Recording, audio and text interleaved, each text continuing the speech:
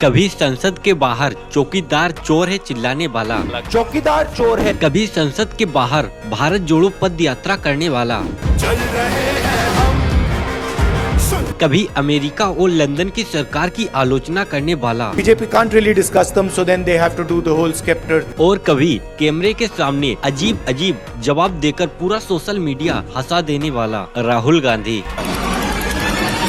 एक ऐसा नाम जिसे जानने के लिए फेसबुक इंस्टा खोलें तो हजारों मीम्स मिल जाएंगे। यहाँ पे मुझे बताओ, एक बात समझाओ, ये जो चील है ये यहाँ क्यों उड़ रहे हैं? ये चील यहाँ क्या कर रहे हैं बताओ मुझे? पिछले 5 साल से उनको रोजगार नहीं मिल रहा। लेकिन सच्चाई शायद ही कोई बताता है। कभी कहा गया कि यह नेता राजनीति को बदल देगा, कभी कहा गया यह नेता मजाक बन गया है, और अब हाल में ही वोट चोरी का मामला चोरी किया गया था, जिसने एक बार फिर से सबको मजबूर कर दिया पूछने के लिए आखिर राहुल गांधी सच में कौन है? क्या वो सिर्फ एक पप्पू हैं? पप्पू आपके लिए मैं पप्पू, या फिर एक गलत समझे गए नेता, या फिर वक्त का इंतजार कर रही भारत की अगली बड़ी राजनीतिक ताकत?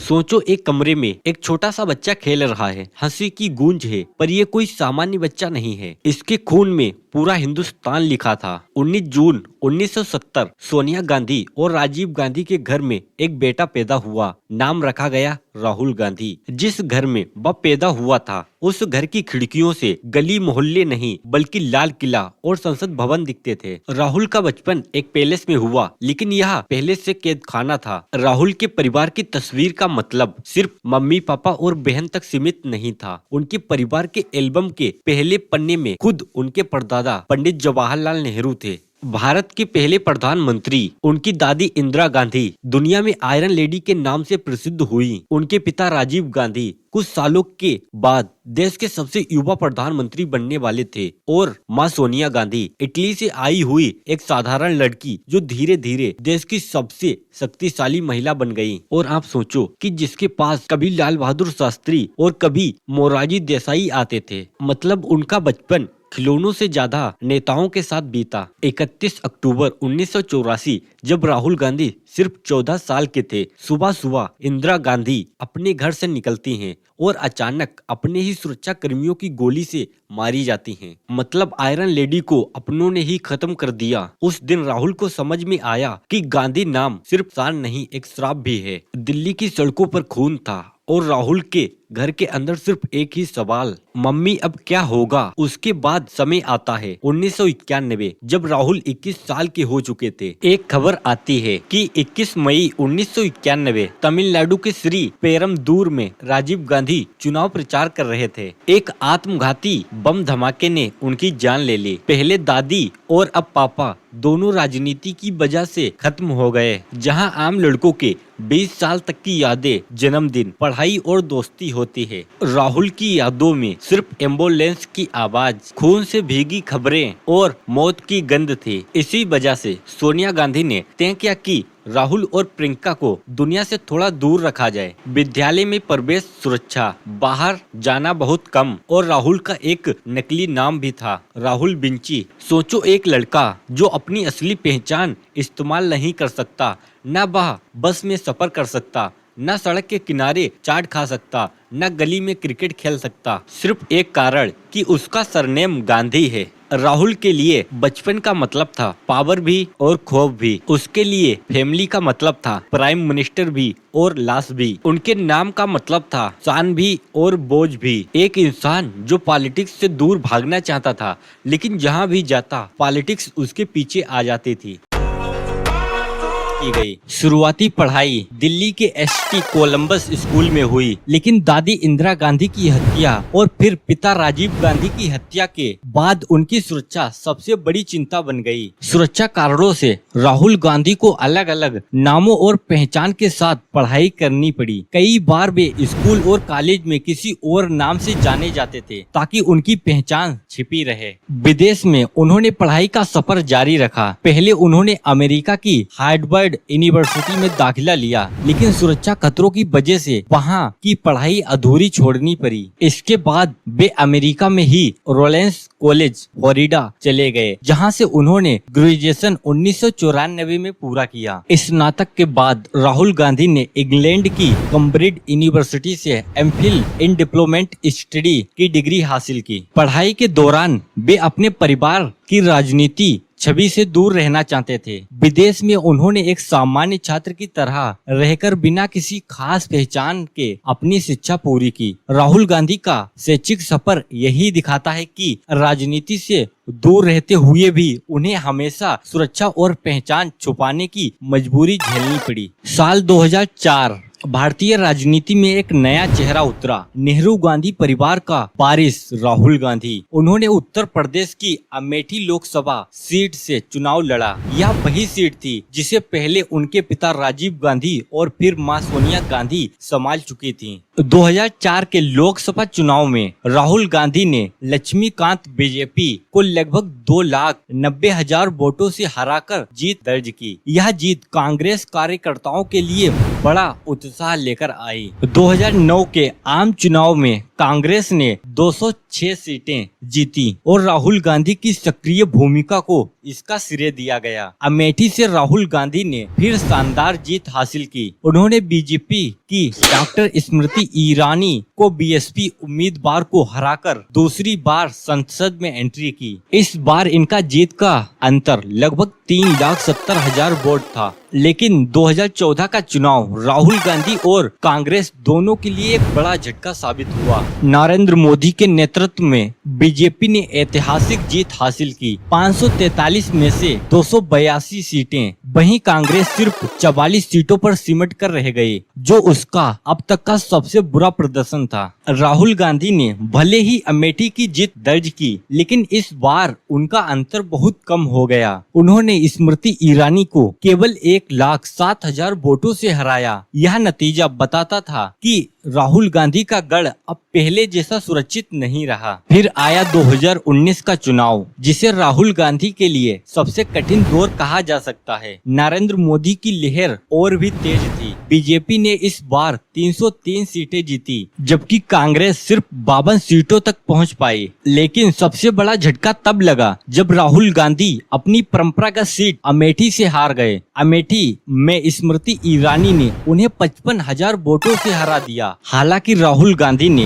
केरल की वायनाड सीट से चुनाव जीतकर संसद में वापसी की, लेकिन अमेठी की हार ने उनके राजनीतिक करियर पर बड़ा सवाल खड़ा कर दिया। 2014 और 2019 की इन लगातार हारों ने राहुल गांधी की नेतृत्व क्षमता को कटघरे में लाकर खड़ा कर दिया। कई बार उन्हें नॉन सीरियस और कमजोर नेता कहा गया, लेकिन इसके बावजूद राहुल गांधी ने राजनीति से पीछे हटने के बजाय संघर्ष का रास्ता चुना और खुद को जनता से जोड़ने की कोशिश जारी रखी। राहुल गांधी भारतीय राजनीति के सबसे चर्चित और सबसे विवादित नेताओं में से एक रहे। कांग्रेस पार्टी के नेता होने के बावजूद उनकी छवि हमेशा आलोचना और व्यंग का शिकार रही। उनकी भाषाओं में की गई गलतियां और अजीब बयान अक्सर सुर्खियों में रहते हैं। कभी वे कहते हैं आलू की फैक्ट्री लगाई जा सकती थी, तो कभी कहते हैं भारत एक सौतेली माँ है। ऐसे बयान उनकी राजनीतिक विरोधियों और मीडिया के लिए मजाक का विषय बन गए। 2009 के बाद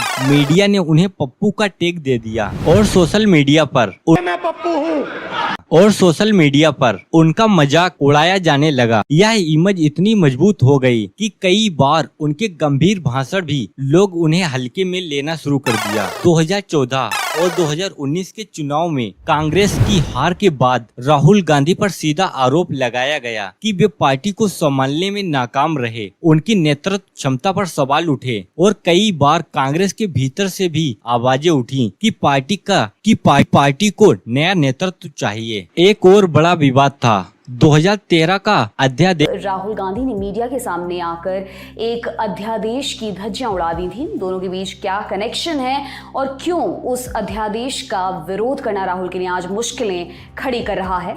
मनमोहन सिंह की सरकार ने आपराधिक पृष्ठभूमि वाले नेताओं को बचाने के लिए अध्यादेश लगाया। लेकिन राहुल गांधी ने प्रेस कॉन्फ्रेंस में अचानक उस अध्यादेश की कॉपी फाड़ दी और उसे नॉनसेंस कहा। इस घटना ने सरकार को शर्मिंदगी में डाल दिया और प्रधानमंत्री की साख पर सवाल खड़े कर दिए। संसद में भी राहुल गांधी कई बार चर्चा में रहे। 2018 में प्रधानमंत्री नरेंद्र मोदी पर तीखा हमला करने के बाद उन्होंने अचानक उठकर नरेंद्र मोदी को गले लगा लिया। यह घटना राहुल गांधी पर यह भी आरोप लगता रहा कि वे राजनीति को गंभीरता से नहीं लेते, अक्सर लंबे समय तक विदेश यात्रा पर चले जाते हैं, जिससे विरोधी उन्हें पार्ट टाइम नेता कहते हैं। 2019 के चुनाव के बाद जब अमेठी से हार गए तो आलोचकों ने कहा यह राहुल गांधी नहीं बल्कि कांग्रेस की परंपरागत राजनीति की हार थी। लेकिन आलोचनाओं के बावजूद राहुल गांधी ने राजनीति छोड़ने से इनकार कर दिया। उन्होंने हमेशा कहा कि मैं लड़ाई जारी रखूंगा, चाहे आलोचना कितनी भी क्यों न हो। 2019 की करारी हार और आलोचनाओं के बाद बहुत लोग ने सोचा कि राहुल गांधी अब राजनीति से किनारा कर लेंगे, लेकिन इसके विपरीत 2022 में उन्होंने एक ऐसा कदम उठाया जिसने उनकी छवि को पूरी तरह से बदल दिया। यह कदम था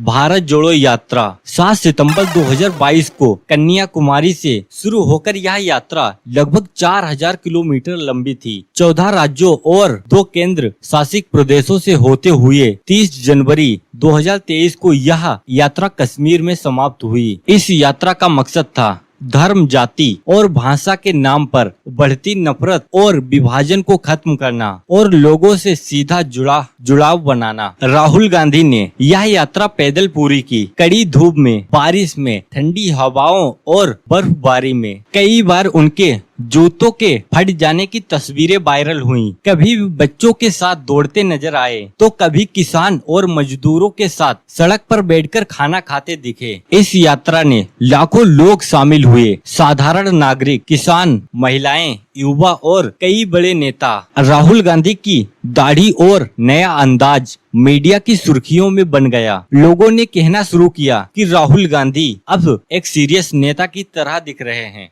यात्रा के दौरान राहुल गांधी ने बेरोजगारी, महंगाई और संविधान की रक्षा जैसे मुद्दाओं को उठाया। उन्होंने खुद कहा यह यात्रा राजनीतिक नहीं बल्कि विचारधारा की लड़ाई है। इस यात्रा ने कांग्रेस कार्यकर्ताओं में नई जान फूंक दी। कई बार राजनीतिक विश्लेषकों ने भी माना कि इससे राहुल गांधी की छवि बदली है। जहां पहले उन्हें पप्पू कहकर मजाक उड़ाया जाता था, अब उन्हें जनता का नेता मानकर देखा जाने लगा। 2024 के आम चुनाव से पहले यह यात्रा कांग्रेस के लिए सबसे बड़ा राजनीतिक अभियान साबित हुई और राहुल गांधी के लिए यह उनके जीवन की सबसे अहम राजनीतिक यात्रा थी, जिसने उन्हें एक नए अवतार में जनता के सामने पेश किया। राहुल गांधी एक ऐसा नाम जो भारतीय राजनीति में हमेशा चर्चे में रहा, कभी विरासत के वारिस के रूप में तो कभी कमजोर नेता के आरोप के बीच। उनके परदादा, दादी और पिता तीनों प्रधानमंत्री रहे, लेकिन राहुल गांधी के लिए सत्ता की कुर्सी कभी आसान न रही। उनके हिस्से में आई